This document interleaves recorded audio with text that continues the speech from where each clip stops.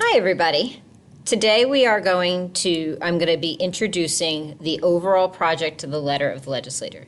So over the weekend, you guys researched a state law, and we learned a little bit more about the General Assembly. So now that you've found a bill that you're interested in, you're going to voice your opinion.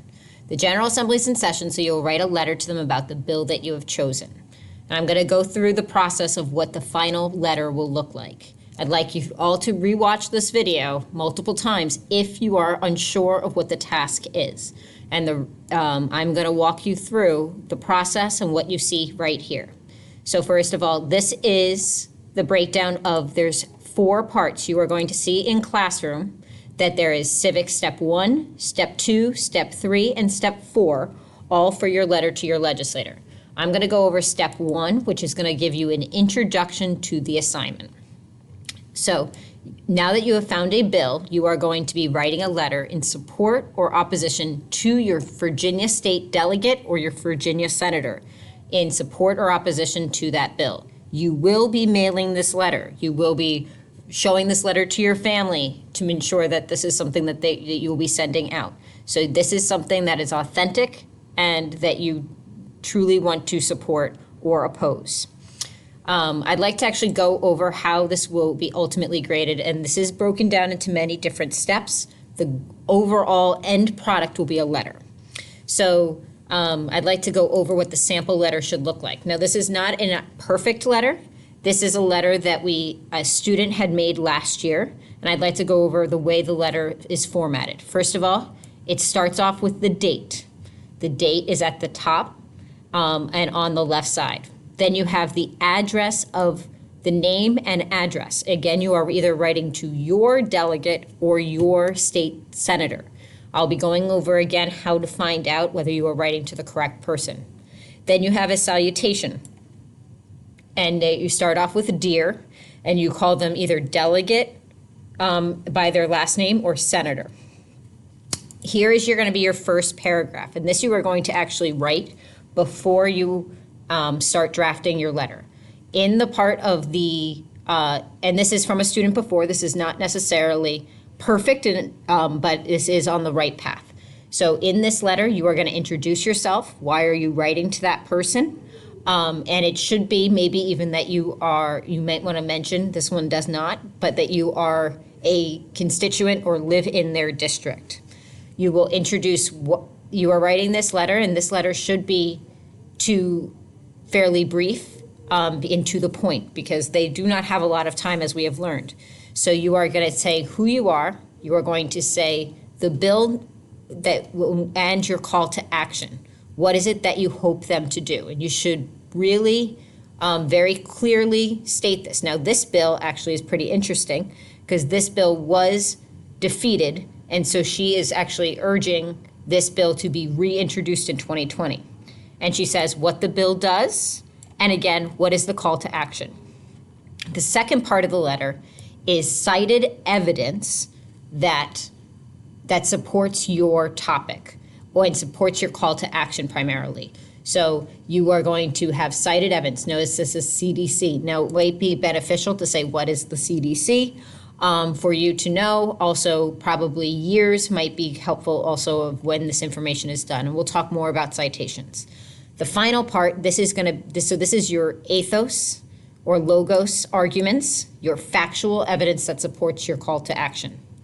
Your last paragraph or paragraphs, and it should be 1 or 2 paragraphs, probably 1, is your pathos argument. This is your emotional connection. This is why you are asking them, why this is a topic of interest of yours.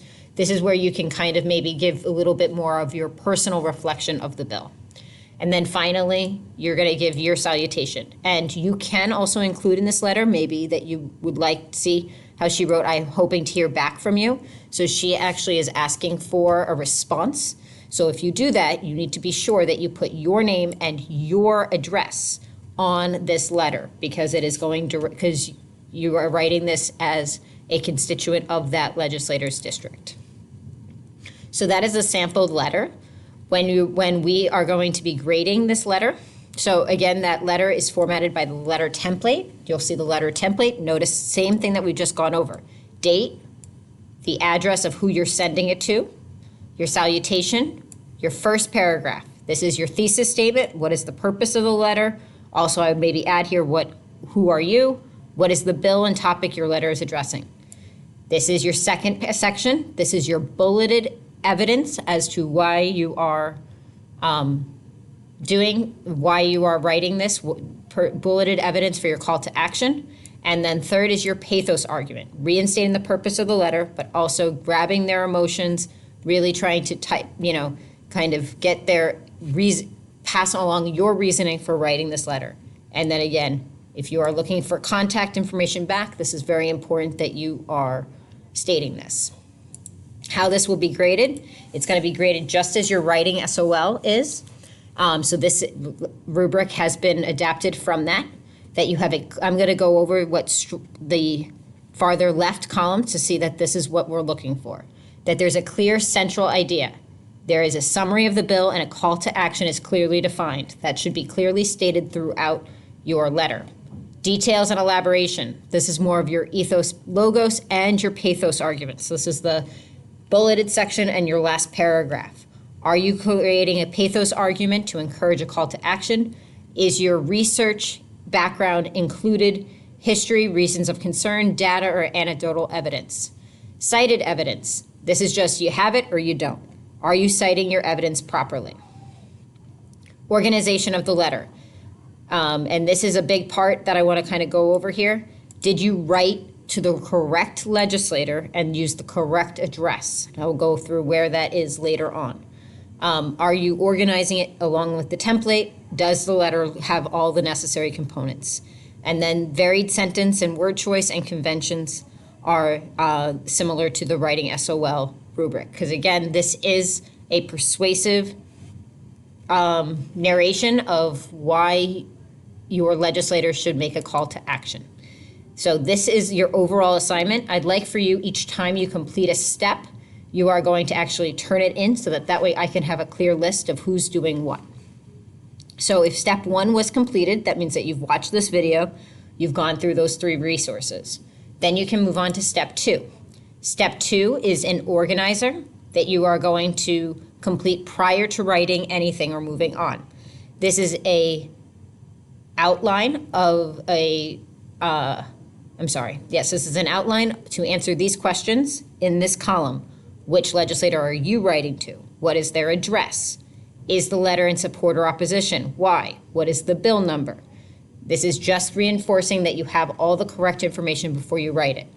Who introduced the bill? Do you know the sponsor of the bill? Because that might be something you want to include in your introduction paragraph. The purpose of the bill is to dissuade. What is your call to action? What is it that you want your legislator to do? This information probably is going to come from your research of the state law that you've done this past weekend. And then I'd like you to spend the rest of the time working on this topic for research.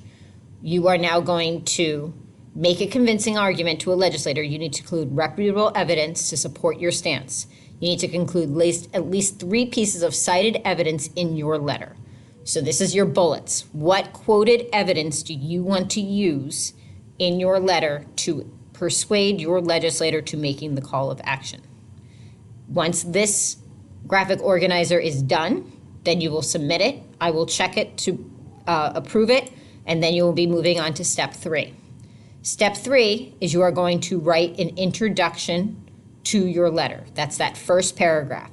Your introduction letter should have your name, who you are to the legislator, bill number and topic, and what it is that you want them to do. Finally, once you've passed step 3, then step 4 is where you're putting it all together again.